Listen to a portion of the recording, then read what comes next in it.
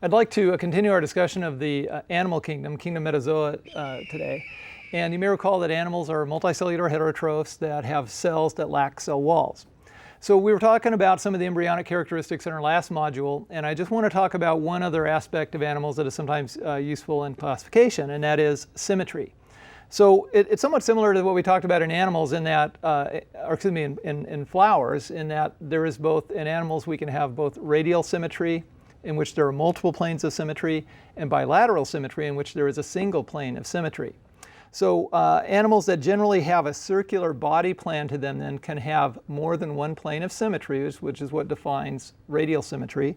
And then bilateral symmetry, again, a single plane of symmetry that generates, and when I say a plane of symmetry, I mean generating mirror images on either side. So again, most animals are going to be either radial or bilateral in symmetry. And then there are some animals that lack symmetry, so there is actually no plane of symmetry. An example would be sponges, and that will be something we talk about in a couple of minutes. All right, so as we look at kingdom metazoa, then there are two subkingdoms, the kingdom parazoa and the kingdom eumetazoa. Parazoa means next to the animals, and eumetazoa means the true animals. So parazoa and eumetazoa. Now, as we look at first the subkingdom parazoa, and what I'm going to try to do as we work through the animal kingdom, as I've done with other groups, is talk about organisms that we find within the Yellowstone ecosystem. So there are lots of other animals out there in the world, but I'm going to try to restrict our discussion to those that we find in the Yellowstone ecosystem. So again, looking at, and there are a few parazoans. So characteristics of the parazoa is that they lack what we call epithelium tissues. Epithelial tissues are lining tissues. They tend to line our digestive tract. Our skin is composed of epithelial tissue. So these are covering or lining tissues. And epithelial tissues produce and other tissues produce a protein called collagen. Collagen is a connective protein. And most animals produce collagen. For example, collagen, our tendons and ligaments are composed of collagen. Collagen helps connect our epithelial tissues to underlying tissues. So most animals have collagen, this protein, but the parazoa will lack a true collagen. And they exhibit radial symmetry or they lack symmetry altogether, which is also unusual. So the parazoa are really a very unusual and ancient group of animals.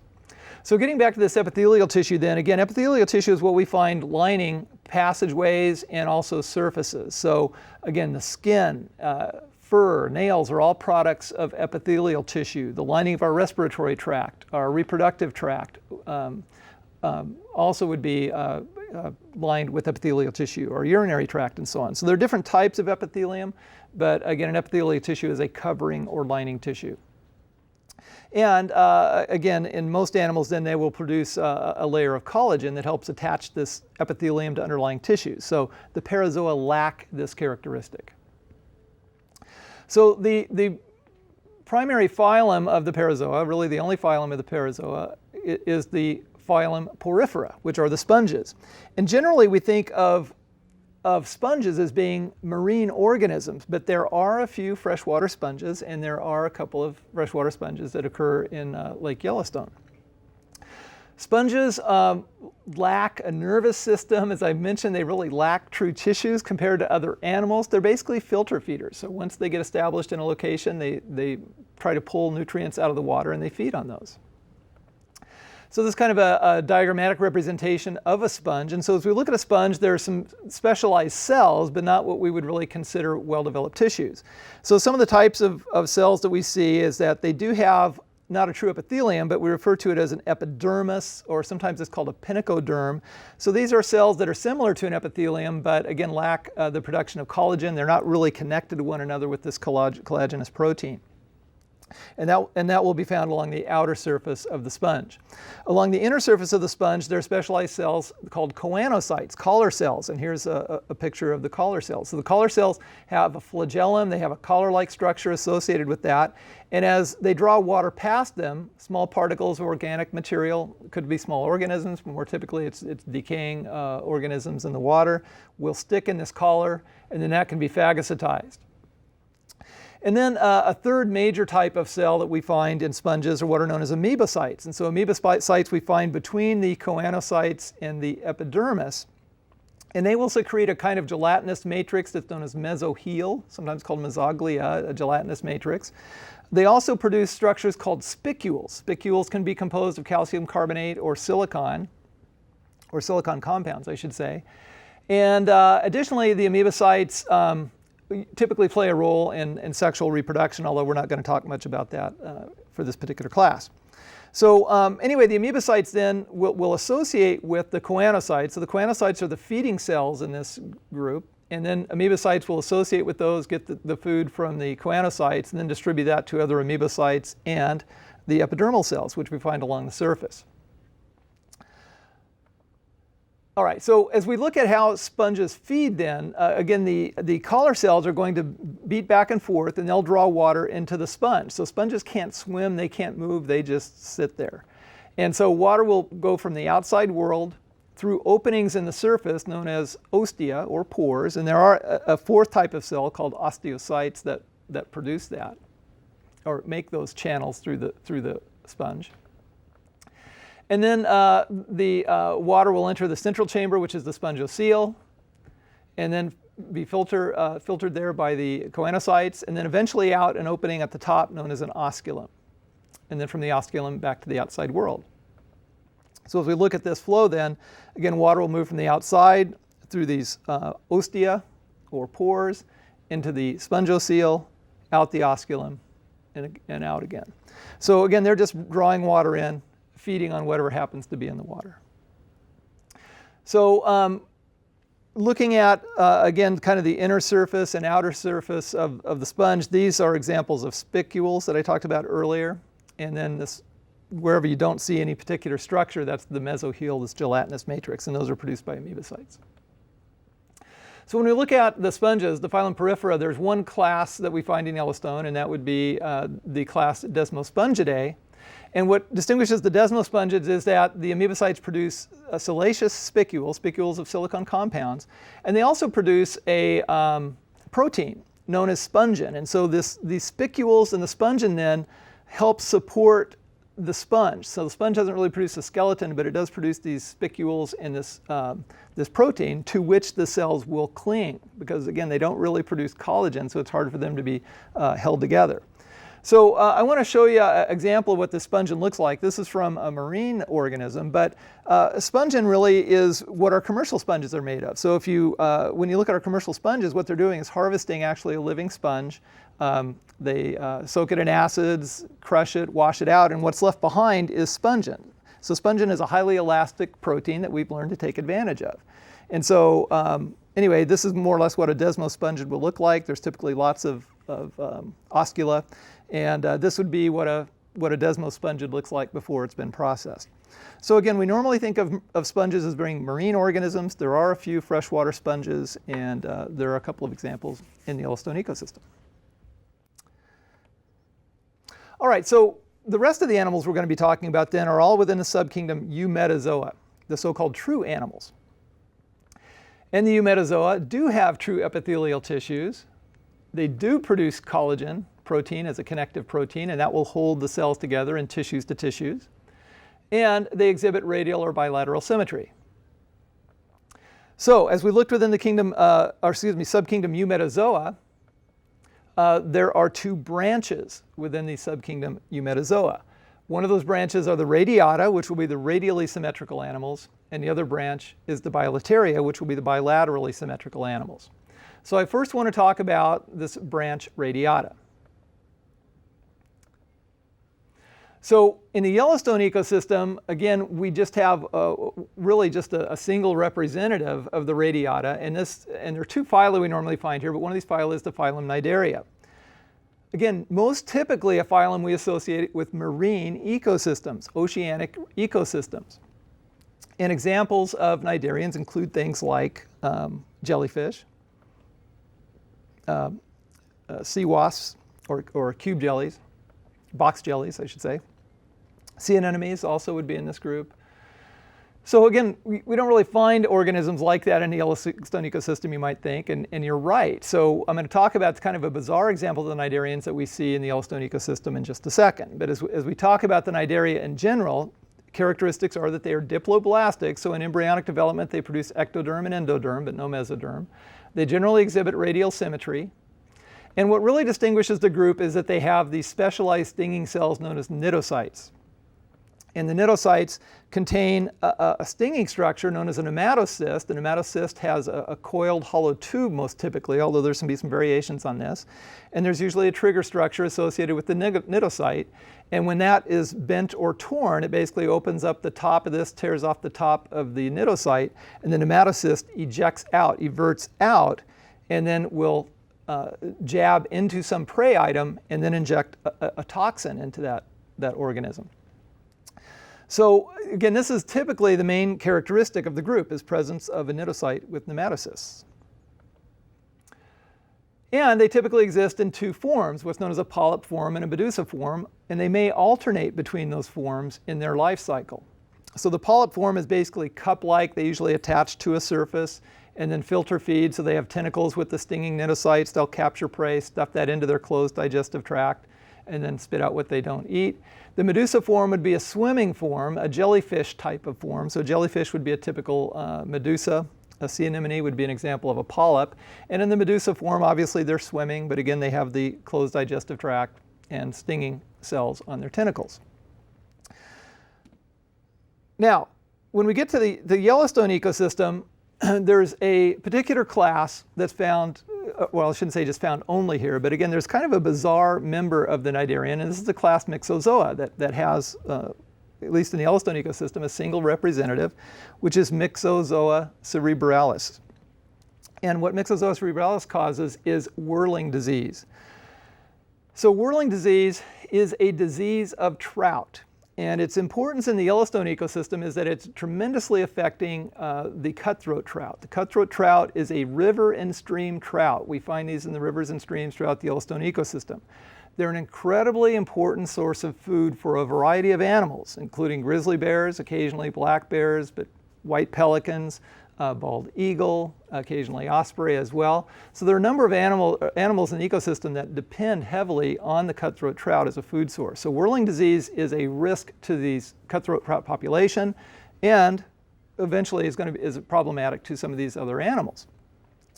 So whirling disease has been kind of an odd disease.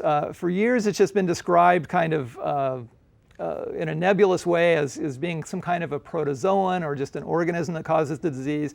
And recently it has been classified as a cnidarian in this class Myxozoa. So if we look at the life cycle of this disease, whirling disease, it again causes problems in cutthroat trout. It's called whirling disease because it infects or parasitizes, and again, this is also unusual for cnidarians in that most cnidarians are free living, and this is a parasitic cnidarian. So it will be found in the cartilage and developing bone of the cutthroat trout, and also in some of the nerve tissue. But it affects the growth of cartilage and bone so that they don't grow normally. The skull will not develop normally, and again, it also affects nerves and nerve growth as a result of that.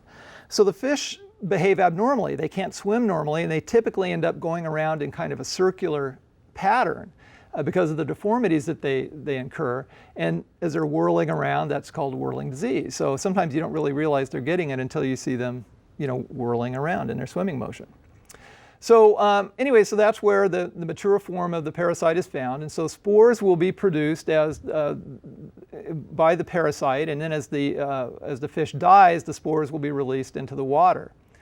And there the spores will be ingested by an intermediate host. And in this case, the intermediate host is a worm. It's called a tubifex worm. And tubifex worms are called mudworms or sludge worms. And so these are found typically at the bottoms of lakes and streams and so on, in the mud and sludge that we find there. And the tubifex worms are close relatives of earthworms. They're not actually earthworms, but they're in the same class as earthworms. Now, in addition to that, spores also may be released in the feces of fish that eat fish-eating birds. So birds will consume the infected fish, and then the spores will go out in their feces. But either way, the spores eventually get into the tubifex worms, so the tubifex worms will be eating the spores. Not deliberately, but they eventually get into the sand and mud, and they will pick those up. Now, within the tubifex worm, it goes through another stage and it forms what's known as a triactinomyxon. And so these triactinomyxons will be released by the tubifex worms. So again, there's a certain development which goes on in the tubifex worm, and then these triactinomyxons are released. And then the triactinomyxon is a stage then that can infect the cutthroat trout. So these will be circulating in the water, and then they can attach and enter the tissue of the cutthroat trout, eventually make their way to the developing nerve and cartilage tissue and so on, and do their damage. So again, kind of an interesting life cycle. So the intermediate host is the tubifex worm. We consider the definitive host to be the cutthroat trout.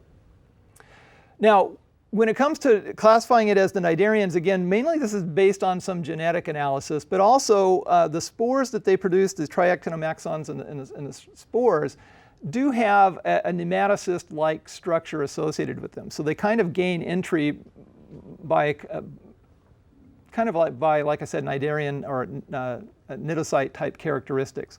So it'll be interesting to see if this kind of classification holds, but for now, they are classified as cnidarians, and it's the only cnidarian in the Yellowstone ecosystem, and really the only non-marine cnidarian that I know of, quite honestly. So pretty unusual. So again, it's those two stages in that have a mechanism to kind of stab the tissue and then gain entry into the tissue. All right. So looking at other eumetazoans then, the rest of the eumetazoans we're going to talk about will be in the branch Bilateria. So the rest of the eumetazoans we'll be talking about exhibit bilateral symmetry. So within the branch Bilateria, there are three infrakingdoms we will be considering: Deuterostomia, the Protostomia, and the Acela. So, and we'll talk more about the characteristics of each of those groups as we get to them. So within the Acela, the primary phylum that we'll consider here is the phylum Platyhelminthes. So one of the characteristics of the Platyhelminthes, and their common name of the Platyhelminthes is flatworms, is that they are triploblastic, so meaning they have all three embryonic tissues, but they're members of the Acyloma because they are acoelomic, so they lack any kind of a body cavity. And I'll come back to that a little bit later. And then also their digestive system, when present, is a closed digestive system. So not all members of the Platyhelminthes do have a digestive tract.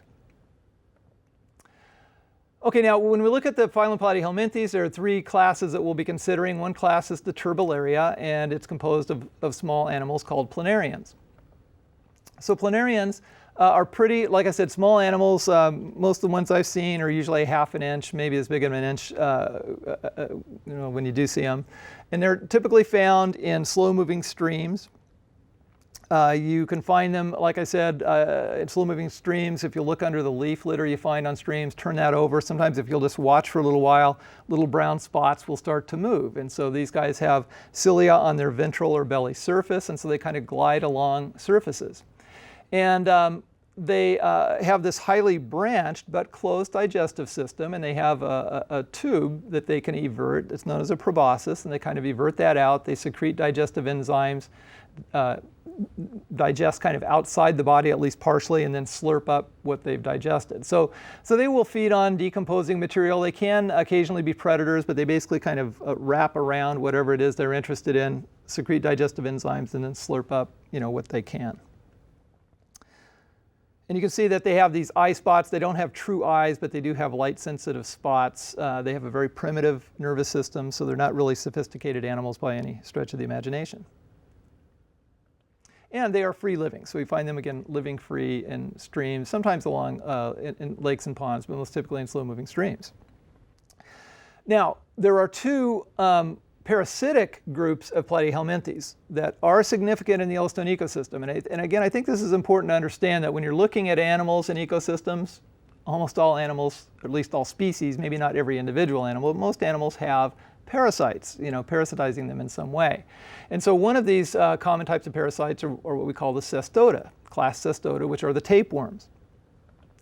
So when we look at a structure of a tapeworm, tapeworms have an attachment structure which is known as a scolex, and the scolex will have a series of usually hooks as well as suckers. And most of the adult tapeworms are found in the intestinal tract. And so they will attach the intestinal lining with the scolex. And then from the scolex, there's a neck region, and the rest of the animal we refer to as the strobila. And the strobel is composed of individual sections that are known as proglottids. Each proglottid is a reproductive unit. And so again, you see these little sections of the worm, it kind of looks like a tape measure, and so these are known as tapeworms.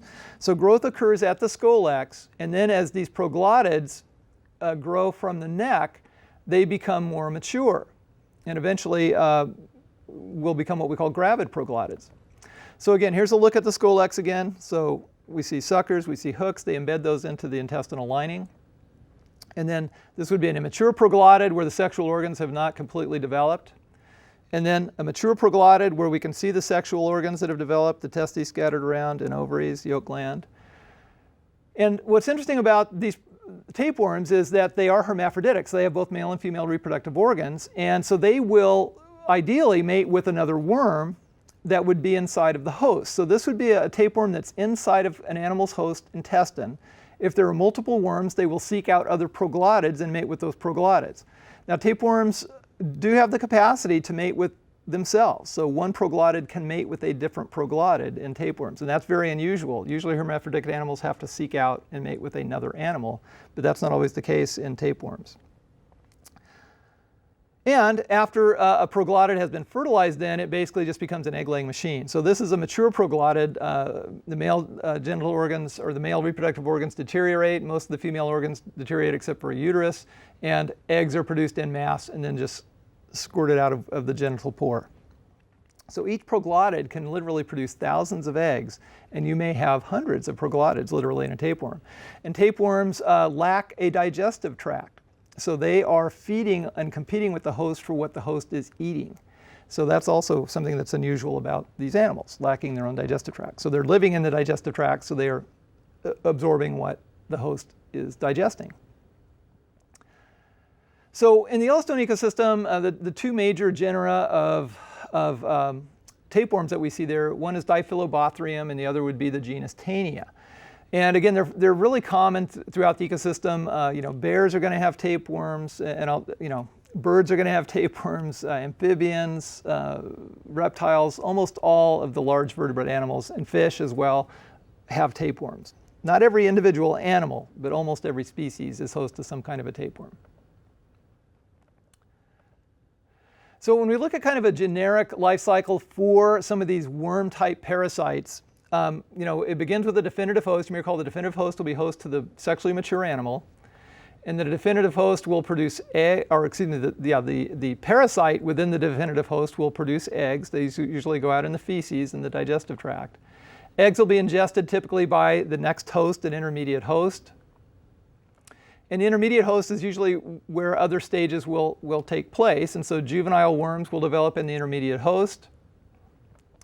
And again, there are other mechanisms for this. It isn't always like this, but then typically those juvenile worms must be consumed in some way by the definitive host. Sometimes the juvenile worm will break out of the definitive host and make its way to the definitive host, make its way out of the intermediate host to make its way to the definitive host, but typically it involves eating the definitive host, eating the intermediate host.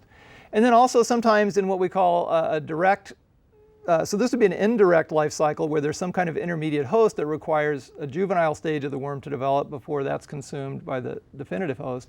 And then also we can have direct transmission where eggs are produced and then just ingested by the definitive host. So there may not be an intermediate host. So really we're not going to look at a lot of specific life cycles here, but just understand that generally either worms cycle through an intermediate host or they may avoid that intermediate host by just having direct ingestion of eggs.